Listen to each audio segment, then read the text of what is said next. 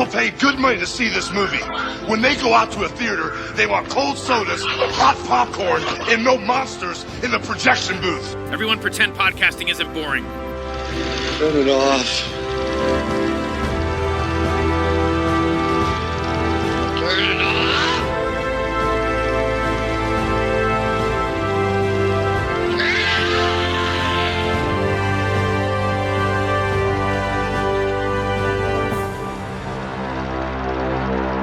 Hey folks, welcome to a special episode of The Projection Booth. I'm your host, Mike White. On this episode, I am talking to the Emmy-nominated casting director behind Apple TV Plus's Ted Lasso, Theo Park. Theo cast all 3 seasons of Ted Lasso, and she won an Emmy back in 2021 and was nominated again back in 2022. And here we are in 2023, where Ted Lasso is nominated for 21 Emmys, the most of any comedy, from what I understand. I had a great time talking with Theo, and I hope you enjoy this interview. I would love to know a little bit more about what you do and how you got into the business, because casting is like voodoo to me right now. I don't know that much about how it actually happens. Do you know what? We're all failed actors in a way. There's definitely a sort of a love of performance. Literally, some of us are ex-actors. I used to want to be an actor when I was a child, but I decided not to go to drama school and I got to film instead, and I did film at university. But that sort of love of performance stayed with me, and I wanted to maybe try casting, but I wasn't quite sure how to get into it, and I became an agent. So I looked after a list of actors. But while I was doing that, I realised I didn't really like it. I didn't feel it was creative enough and wanted to be on the other side. So instead of selling actors, I thought, no, I really do want to buy actors. And well, I was really lucky with it, because I used to work as an assistant to this fabulous casting director called Nina Gold. I was really lucky. I just phoned her up. She was like the top casting director in the land, and I happened to be quite friendly with her, being an agent. And I phoned her up. I said, if you ever need anyone, let me know. And she said, yes, come and work with me on a movie. And I did. And then I became her associate for 7 years. And then I set up on my own 8 years ago. So I haven't been doing it that long, but I feel like I've been grafting for a while. This is nothing to sneeze at, though. Yeah. Yes, I suppose so. How do you do what you do? Do you get assignments? Do you like pitch for things? How do you get involved in things, and how do you actually do the actual casting? On a show like Ted Lasso, again, I was really lucky because I was suggested to Jason by a casting friend of mine who knows him in Los Angeles, Alison Jones, her name is. He reached out to her and said, if I was casting a show out of London, which I will be, my new show called Ted Lasso, who should I use? She suggested me. We had a phone call and I got the job. But he did meet another couple of casting directors, so I was essentially pitching. I was just really lucky that I had Alison Jones behind me. That's how it worked on Ted Lasso.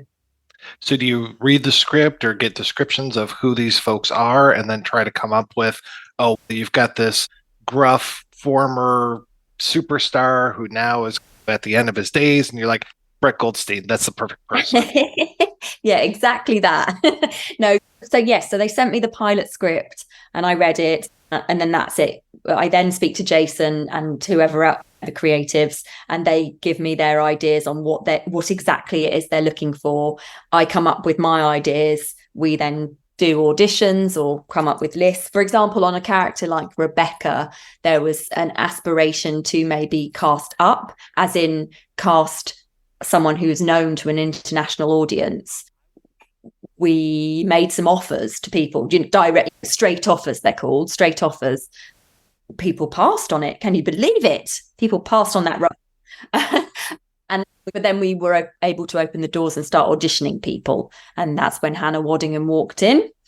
The rest is history. But with the others, all the ensemble around her at the football club and on the team, they were all people who came in for auditions, people who were my ideas.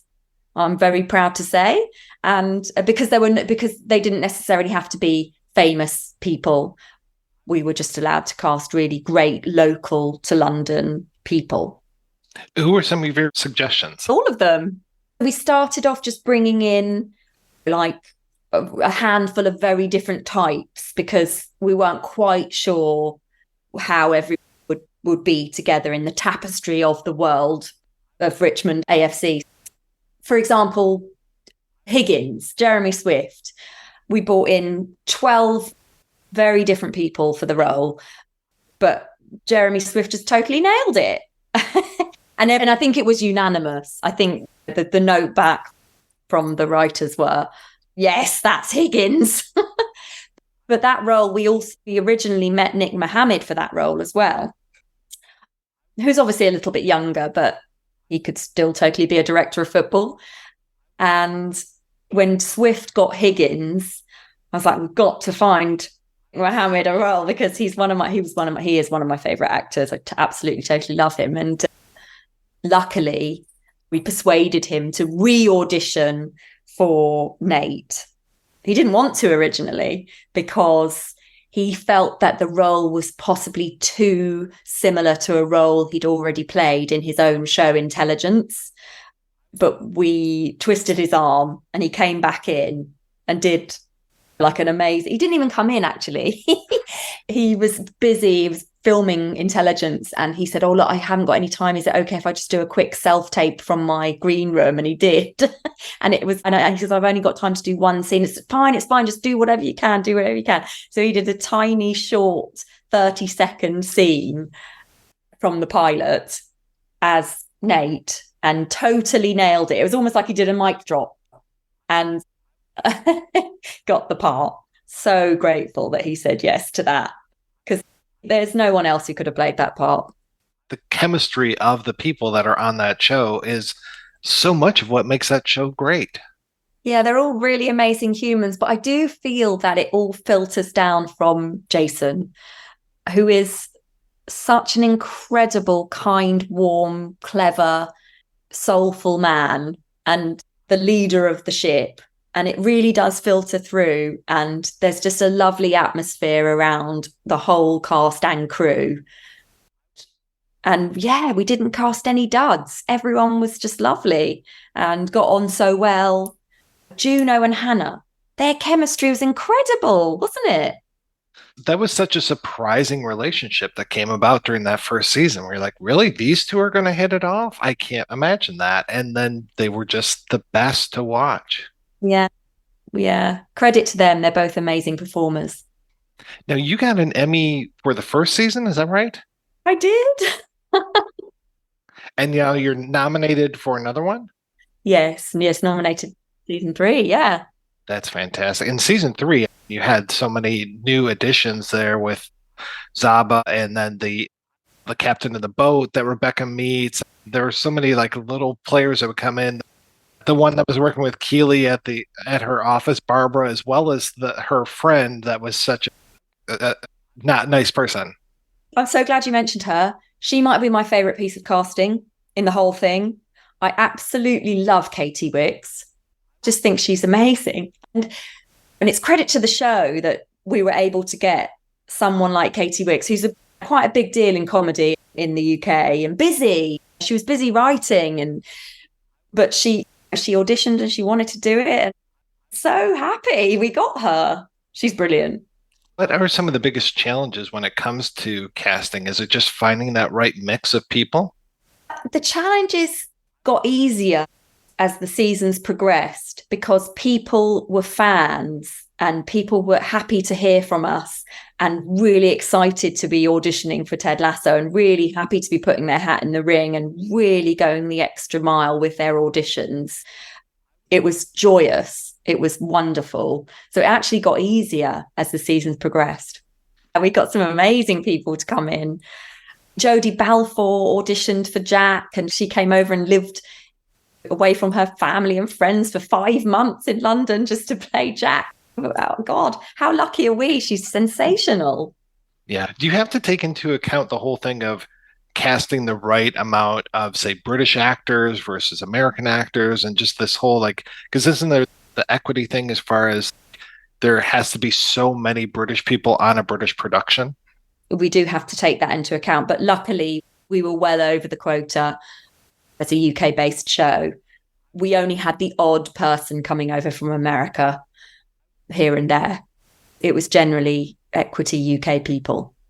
Luckily, we have quite a few more American actors now in London, but also luckily on this show, we had the money to bring in someone like Jodie Balfour or Sam Richardson or Becky Ann Baker, who's totally amazing as Ted's mum. We had a bit more budget to actually bring people in and really nail the casting in that way. Sam Richardson was a mate of the team. They wrote that part for Sam Richardson, and we were casting season 2 right in the pandemic, and they said, "Oh, Theo, we want Sam Richardson to play the Ghanaian millionaire." And I was like, "Yeah, but how are we going to get Sam Richardson over from America in a pandemic?" But he wanted to do it. He came over. We sat in a hotel room waiting for his COVID tests and all that. He did it. And then luckily we were able to bring him back for season 3, and he didn't have to do all that COVID nonsense. What are you working on now? It's a quiet period, Mike, because obviously with the writer's strike and the actors' strike, that has really filtered through to us in the UK, because a lot of our bread and butter is American material.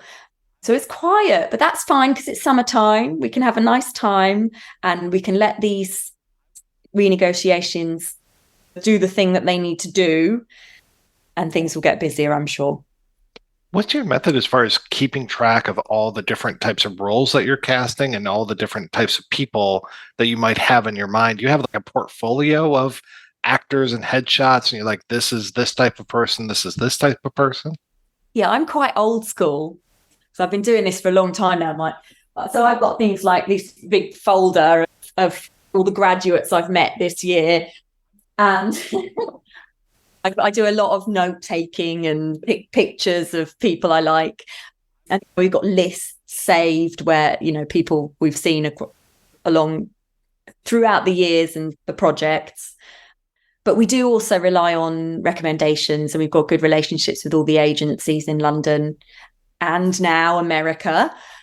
And people helping us out with recommendations. There's all various ways of ideas coming to life. So are you happy to be now on the other side from where you were before? Oh, what do you mean, agenting? Yeah. Oh, yeah. No disrespect to agents out there. They're all some really great, hardworking, lovely people, but it wasn't quite for me. I really like being on the creative side of it. And I really like being the creative part of a project and the conception of a project, where you're talking to the producers and directors right at the beginning and helping them forge a theme for that particular project. It's a really exciting area of filmmaking, TV making. Theo, thank you so much for your time. Best of luck with the Emmys, and it was such a pleasure meeting you. Oh, thanks, Mike. Thanks for having me. Lovely to meet you too.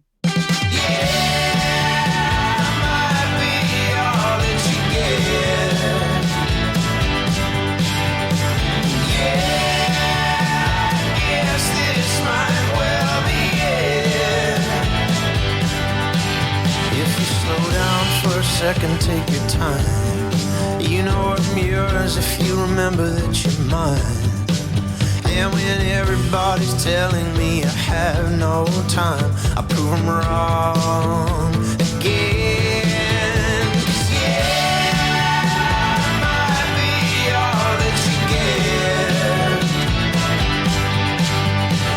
Yeah, I guess this might well be it. But heaven knows I tried.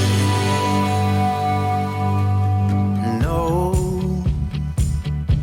my hands won't be tied down, and I will not lay them down, 'cause I can finally see the truth. So simple but so clear. Accepting an ocean's depths were out of reach for me and you. If you're coming up for air, breathing in, you know I'll be there when you first begin. And when everybody's telling us we have no time. We'll prove them wrong.